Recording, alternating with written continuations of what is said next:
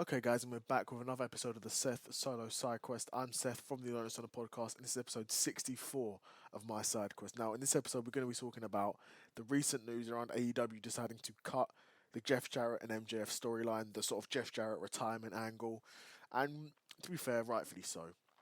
It wasn't a storyline that I felt that really fit AEW. Didn't really fit the product. It felt kind of weird. It felt kind of forced. It felt like MJF was just kind of beefing him just because MJF is kind of, I mean, he is not kind of, he's above the level of a Jeff Jarrett. That being said, Jeff Jarrett, of course, is a wrestling veteran, multiple time world champion, won multiple world titles in WCW, won multiple world championships in TNA, of course, founded TNA. His dad's a legendary promoter, and I think he was an Intercontinental champion at some point in WWE as well. And then also, after he retired, well, not after he retired, he started Global Force Wrestling. That flopped. He then joined WWE as a producer, got released, and then joined AEW as a wrestler, which was very weird.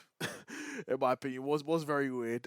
But these past couple of years, it feels like these past couple of years, he's been wrestling in AEW, not consistently, but from time to time. Um, and yeah, he announced he's retiring, and then MJF coming out and sort of having a rivalry with him. It makes no sense because like I said, MJF's way above him. MJF should only really be in main event storylines like Hangman Page or for the world title. That's MJF's level, right? Not the Jeff Jarrett's of this world. So yeah, I mean, it's a good move from AEW to cancel the storyline. I'll be honest, because like I said, it didn't really fit. It didn't, you know what I mean? It didn't really work. And I'm happy they cancelled it. I'm happy they didn't force this down our throats. I'm happy they didn't force like a 6 month storyline with these guys over like a multiple pay-per-views, resulting in Jeff Jarrett, retiring eventually.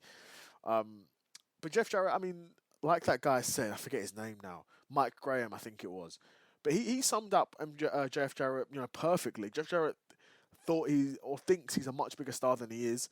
Um, just because he's got multiple world titles under his belt at this point, he was never a superstar in. Do you know what I mean? He was never a superstar. Even when he was in WCW, even when he was the main guy in WCW, he wasn't. He never even felt like the biggest star there.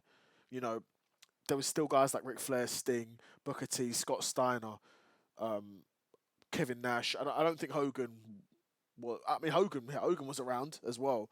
Um, way like so many more guys that were stars ahead of Jeff Jarrett at that time. And then in TNA, of course, he starts TNA, so yeah, he's gonna kind of feel like the biggest star. And I guess early years he was the biggest star, but you know, 4 or 5 years into TNA, you get AJ Styles, Samoa Joe. They've all outgrown Jeff Jarrett. Kurt Angle then signs, Sting's there. It gets to a point where, again, just like he was in WCW, he's like the fifth biggest guy. And in AEW, it's even worse, where like he's like bottom, not bottom of the barrel. Like he's not like Brandon Cutler getting jobbed out every week. He's not that level, but only because he's seen as a legend. Like, but again, in reality, no one's watching AEW to see Jeff Jarrett. Not now. Not now. I mean, maybe when he first came in, we're like, what on earth is Jeff Jarrett doing wrestling in the Lord's year of 2023, 2024? But that's what we're watching. Not because we're like, oh wow, I'm so excited to see Jeff Jarrett back. Not to bury Jeff Jarrett, because he's not a terrible wrestler. I mean, now he's getting old, but considering his age, he's a guy that can still work. But I say all of that to say that AEW cancelled the Jeff Jarrett and MJF storyline, and they pivoted to MJF v Hangman, which was a much better storyline, and their matches were a lot better than I can imagine ever would have been with MJF and Jeff Jarrett. I mean, Jeff Jarrett even responded in kind. He said he gave a blunt response saying it wasn't good, it didn't work, and they moved away from it, which is exactly right. And I'm happy that Tony Khan was able to see, see that was the case, and they just didn't even indulge in it. They didn't go months and months, and like he said, the retirement storyline was planned to originally go much longer, with Jeff Jarrett locked in a feud with MJF over the past couple of weeks.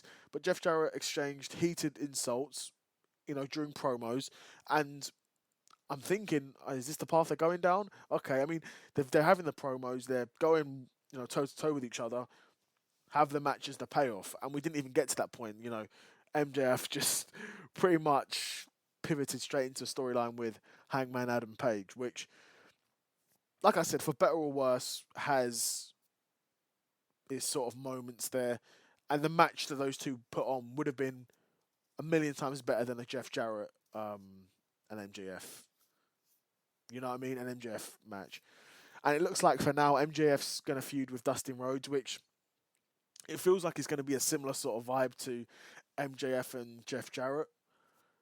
So I'm a bit confused why they've sort of gone down that route, but whatever. You know what I mean? Whatever. AEW does what AEW wants. AEW's the TV's whatever. You know what I mean? I'm not watching it. I occasionally see some of the highlights, but I remember, I'm only making a video about it because I remember these two having promos at the time and then thinking, did these two have a match? Because it seemed like MJF just went from Jeff Jarrett straight into Hangman Page, but reading the articles now, they didn't even have that match. They just exchanged some promos, wasted some time on TV, and then MJF wrestled Hangman Page. But yeah, there's another episode of the Seth Solo Side Quest in the bag, and that's it from me, and I'm out. Peace.